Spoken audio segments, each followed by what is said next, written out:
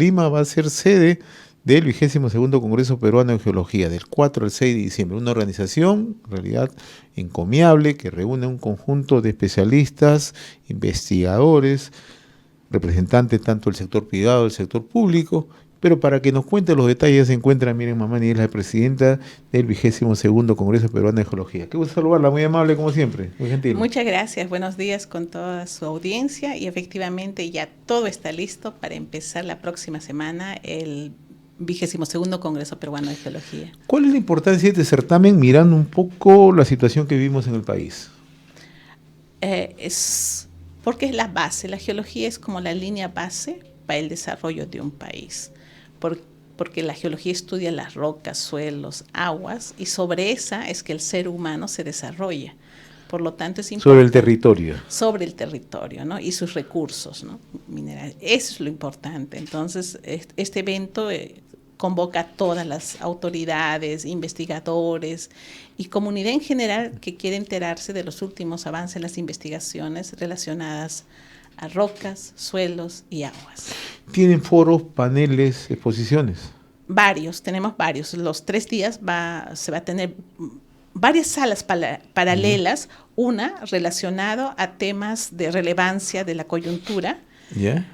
Vamos a discutir, por ejemplo, sobre la importancia del geólogo en distintos sectores económicos. Luego, forjando el talento, se va a ver qué es lo que se requiere del geólogo de hoy, porque en tiempos de inteligencia artificial también los geólogos se tienen que ir actualizando a estos nuevos tiempos, ¿no? Luego vamos a tener foros relacionados a los depósitos de cobre. ¿Cuál es el estado actual de los depósitos de cobre desde el punto de vista de gestión minera, pero no solo en Perú, sino en Latinoamérica? Vamos a discutir también, va a haber un panel súper importante sobre la geología de las megaestructuras y algo importante, va a haber también un equipo va a estar alguien del CONCITEC y de la empresa Poderosa que va a poder explicar cómo se hace investigación en el sector privado, ¿no? Cuán importante es la gestión de talento e innovación para poder, por ejemplo, mejorar el conocimiento de una mina, la expansión de esta y aumentar los recursos de una mina. Todo en base a investigación, ¿no? Qué interesante en realidad. Y ahora también otro tema puntual, ¿no? El rol que tiene la geología en un periodo de transición energética, ¿no? Cuán Exacto. importante es esto, ¿no? Y sobre todo mirando que hoy hay mucha demanda de minerales considerados críticos, de llamados críticos. Efectivamente, y Perú tiene una lista amplia de esos minerales críticos. Tenemos potencialidades, ¿no? Tenemos potencialidades. Muchos de los minerales como el cobre, el oro, la plata, el zinc, y otros, también los no metálicos, ¿no? Tenemos dentro, no solo tenemos metálicos, también tenemos no metálicos, entonces tenemos un potencial amplio desde el punto de vista geológico. Y en efecto, cuando uno empieza a mirar cómo está asociada la geología y está asociada al tema de energía, al tema de minería, al tema de agricultura, infraestructura, transporte, y a lo mejor me quedo corto. Sí, y salud. A ver, me y quedé salud corto. humana, ¿no? También la geomedicina que hoy en día se investiga mucho. En el tema de energía, ¿cómo está asociada la geología? Bastante, porque recuérdese, también invitó, creo, al ingeniero Vidal y explicó que... Así es, el tema de hidrocarburos. Hidrocarburos, cuando se hace, al estado de hoy, se analiza y dice, ok, estamos descendiendo efectivamente en el consumo de energías fósiles y así no. Es. Entonces, se requiere seguir investigando. Y justo en el Congreso hay trabajos que han presentado de que se ha encontrado y hay un potencial enorme todavía en offshore, o sea, mar adentro, ¿no? Claro. Entonces, Perú tiene la parte del continente y tiene la parte del mar. Entonces, ¿qué conocemos de la geología de nuestro mar, ¿no? O sea, ¿cuál es el potencial? Entonces, y hay una perspectiva súper importante en el tema de hidrocarburos en el offshore, ¿no? Y en el tema de minería, que es un tema bastante sensible, pero es una palanca de desarrollo para el país, la minería formal. Sí, hay varios, como le comentaba, dentro de la sala plenaria hay varios trabajos, se va a debatir varios sobre proyectos de cobre, plata. Las presentaciones magistrales están relacionadas a plata, oro y cobre y polimetálicos. Y dentro de las sesiones de presentaciones técnico-científicas hay 2 ejes temáticos que están relacionados a los sistemas minerales, porque entender un yacimiento en estos tiempos es súper complejo, entonces se conoce a todo eso como sistemas minerales. Se va a tener ejes temáticos a sistemas minerales y luego se va a tener otro eje relacionado a los distintos tipos de yacimientos. Entonces, estos, por ejemplo, hemos recibido un montón de trabajos, como 50 solo para estos ejes, y hemos tenido que seleccionar 9 para cada uno de estos ejes. Entonces, también en la parte técnico-científica se va a debatir el estado actual del conocimiento por sistemas minerales y por tipos de yacimientos que tiene el Perú, que también tenemos diversos tipos de yacimientos. Luego, una vez que descubre el geólogo un yacimiento, hay que evaluar el potencial y ver la parte económica, ¿no? También hay trabajos relacionados a esta parte de la valorización de un yacimiento, la estimación de recursos y luego, una vez que empieza la operación minera, se necesita un contacto con el ambiente, con el entorno. Entonces, la gestión de las aguas, la parte ingenieril y todo esto, ¿no? La vida luego de la mina también está involucrado el geólogo finalmente. Y luego el procesamiento, la parte de la geometalurgia, el conocimiento. Hoy en día, por ejemplo, en la parte de geometalurgia se estudia a la escala nanométrica los concentrados. Entonces, hay resúmenes también que han presentado relacionado a las metodologías que hoy en día están utilizando para el estudio de los concentrados y mejorar la calidad de la producción de los metales. Y en la parte de geotecnia, todos los métodos, lo que me sorprende es la cantidad de nueva tecnología que se está utilizando para soporte, para apoyo de los geólogos en el campo. ¿Y nosotros estamos en la vanguardia de eso? Creo que sí. Perú, gracias a la gran minería que desarrolla de primer orden, conoce de mucha tecnología. Estamos en constante innovación. Producto de ello es que nosotros también tenemos el GeoExpro empresarial y las empresas han comprado espacios para presentar todas las innovaciones que hacen en distintos campos de las geociencias. Entonces también vamos a tener este espacio de GeoExpro empresarial, ¿no? Ahora, ¿de qué manera está asociada la geología a la agricultura? Mucho, porque los suelos se forman gracias a la erosión de las rocas. Una fuente principal para los suelos son las rocas. Si no se tuviera rocas, pues ¿de dónde vendría la fuente de los suelos? Entonces, al tener distintos tipos de rocas, nuestro territorio también tiene distintos tipos de suelos. Y los suelos se forman en muchos millones de años. No es que un suelo se forma de hoy para mañana. Y lo otro es que en un territorio tan dinámico como es el Perú, también los suelos, la misma naturaleza hace que se fortalezcan en nutrientes y en macro y micronutrientes gracias, por ejemplo, a la erosión, los huaicos.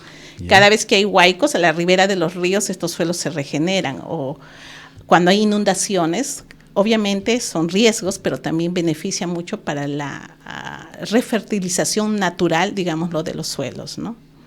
Ahora, yo le he preguntado en la anterior oportunidad, hay un tema que responde más a una respuesta técnica, porque algunos lo utilizan con un ámbito más ideológico, más de interés. ¿Es posible desarrollar agricultura sostenible con minería sostenible? Claro que sí, ejemplos hay muchos en el mundo, ¿no? Y en Perú también tenemos, ¿no?, varios ejemplos, y es posible, y con distintos tipos de agricultura, ¿no? Y no solo con agricultura, como también lo indiqué antes, con los bosques, ¿no? Y ejemplos en el mundo tenemos varios, y muchos de los primeros libros de la ingeniería forestal han sido escritos por mineros, porque ellos empezaron finalmente tenían la necesidad de este recurso, ¿no?, de los troncos, que antes se hacía minería con troncos. Entonces, los libros base de la ingeniería forestal está escrito por mineros. Entonces, la historia nos muestra que siempre se ha coexistido entre la actividad minera y la agricultura y lo forestal, ¿no? ¿Y qué tan segura es una mina cuando es subterránea? Muy segura. Y ahí en Perú también tenemos muchos expertos. Cuando uno participa en los eventos de ingeniería de minas, muchos de los ingenieros de minas peruanos son muy requeridos en otros países. Por ejemplo, trabajan también en Sudáfrica, en Australia, porque tienen alto conocimiento de cómo hacer minería subterránea, ¿no? En ese aspecto hay conocimiento y también se coexiste súper bien con la actividad agrícola, ¿no?, o forestal. El trabajo de la geología responsable también, de una otra manera entiendo, tiene que ver con el manejo de recursos. ¿Cuál es el impacto de la minería ilegal? Son varios, creo que de nuevo, empezando desde la base, o sea, cuando se hace minería formal, primero se empieza a conocer el área del territorio. Entonces, un contacto con los distintos tipos de roca. A diferencia creo que cuando la minería informal van al lugar, se enfocan solo en el conocimiento, en la extracción de la materia prima, pero se olvidan del entorno. Una minería formal entiende el entorno, distintos tipos de rocas, aguas, suelos, y va a diseñar una ingeniería de tal forma que no va a afectar y va a cuidar el entorno. Hay casos simples, por ejemplo, en minería, cuando hay un suelo, ese suelo no puede ser tocado, no puede ser disturbado, porque los suelos necesitan muchos millones de años. Entonces, los suelos son cuidados. O sea, cuando uno ve una minería formal, el suelo es tan cuidado, tiene sus derechos, está en la normativa el cuidado de los suelos. Pero, ¿qué va a pasar cuando es informal? No va a haber ese cuidado, porque se desconoce, digamos, el tiempo, los millones de años que se necesita para formar suelos, por ejemplo. Entonces alguien de repente ve oro y dice, no me interesa, y lo saca. O sea, se obvia el estudio, se obvia la evaluación. Exacto. Yo creo que ahí es el desconocimiento donde no se entiende la formación, que para tener un yacimiento se necesita varias variables, y para extraerlo también se necesita cuidados que hay que tener con el entorno de ese yacimiento, ¿no? ¿Y cuál es el tema de vulnerabilidad de la minería ilegal frente al medio ambiente? Yo creo que el desconocimiento es enorme, y tenemos prueba de ello, tenemos Madre de Dios, ¿no? Yo crecí en Madre de Dios, le comenté, hecho, mi pasión por la geología nace en Madre de Dios. ¿Usted es Madre de Dios? No, yo soy puneña, pero crecí en Madre de Dios. Hice la primaria y la secundaria en Madre de Dios. Y Madre de Dios, pues, era un lugar... Sí, la zona de Laberinto, Guaypetu, ¿no? Toda esta zona, ¿no? Entre Laberinto, Fortuna y todos los demás. Y era, pues, convivías con la naturaleza. De hecho, para ser investigador, algo que a mí me ha dado mucho, me ha enseñado mucho, es la naturaleza, porque de niños teníamos que entender y convivir con la naturaleza. O sea, la curiosidad viene de mi contacto con la naturaleza. Entonces, es importante. Pero ahora cuando voy allá, pues ya no hay nada de eso, ¿no? Se perdió. O sea, el entorno... Han arrasado, en realidad. Exacto, han vulnerado todo.